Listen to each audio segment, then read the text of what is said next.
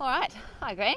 Thanks for catching up today. Yeah, my pleasure. Yeah, we're doing our Four on a Friday, and I'm Liz Patterson, and I'm a candidate in the upcoming Surf Coast Shire Council elections for the Torquay Janjak Ward.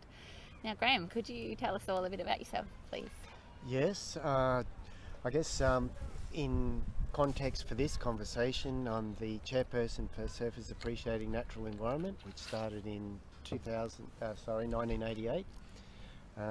The chairperson for the Surf Coast Energy Group, which started in 2007, and which is a group that's fundamentally about tackling climate change and sustainability in the 21st century in our local community, and also a Janjak Coast Action member, which has worked on the cliffs for ecosystem reconstruction there, and I guess on the Bells Beach Advisory Committee. So many awesome hats.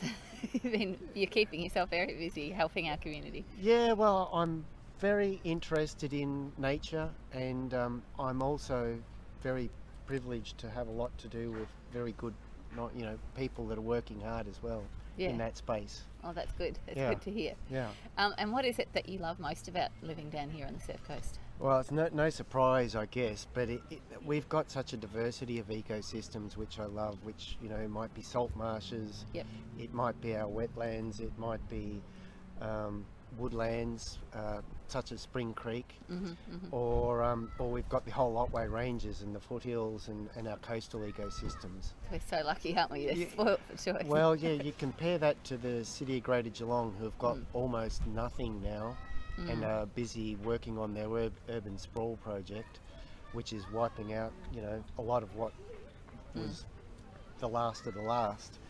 And here in the Surf Coast, we still do have a very good representation of nature, so it's terrific.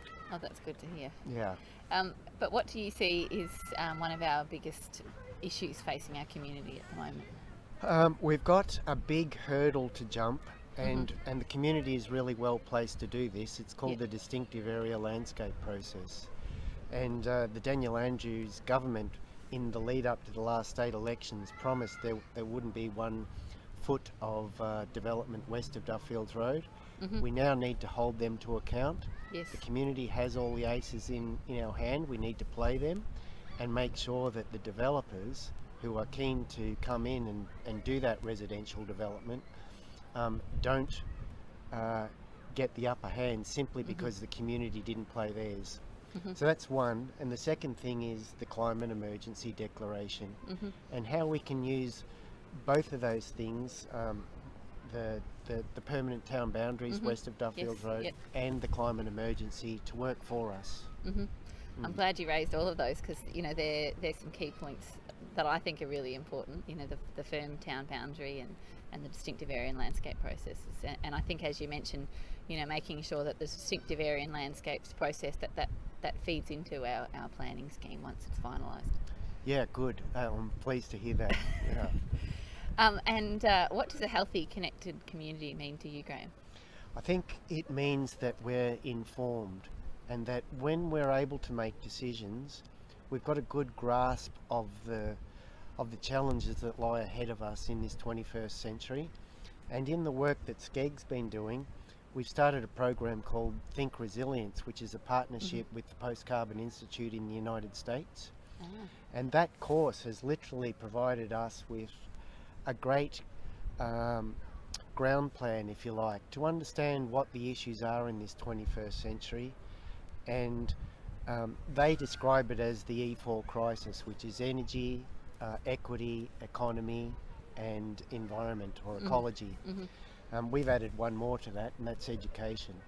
So understanding those things, and let's say COVID-19, for instance, it's not just a random event, it's an event that's been pushed by humanity, and climate change is another kind of example of that. The flip side of that's energy.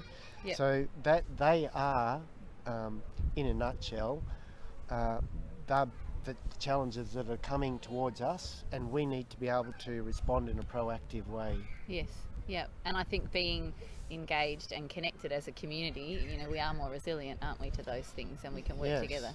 And I think further to that, what you're saying, Liz, is what we understand particularly through the course, is that the best lever to actually tackle all these things is not at the individual level, it's not at the state or the national or the international level, it's actually at the community level. That's where we can work collectively and do things that are of great significance. And we can be surprised that the sort of things that we do at a community level can actually then be replicated in other places because we've done something of outstanding, some sort of outstanding work. That's great. Yeah. And I hope we can work together and do something outstanding here. I hope so too, Liz. Oh, well, thanks for your time. Yeah, thank you. See ya.